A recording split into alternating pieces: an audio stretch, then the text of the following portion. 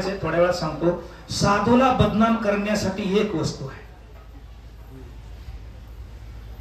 साधून तेवढ्या गोष्टीपासून लांब राहायचं.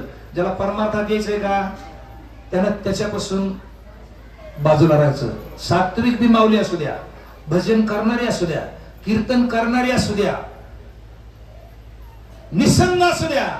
आता साजरी बाई झाले मी निसंग, विकल्प नवऱ्याचा सोडियला संग, काम क्रोध हे झोडिले ना केला मोकळा मार्ग सुरंग. अशी बी माऊली असू द्या. आमच्या नाथबाबांनी तर भागवतात सांगितलंय, स्वतःची बहीण बी असली बहिणीला बी माणसातून बाजूला जाऊन बोलायचं नाही, माणसातच बोलायचं. आणि जर बाजूला जाऊन बोललास तर तुझ्या माग काहीतरी भूत लागल्याशिवाय राहणार. गुजरात मध्ये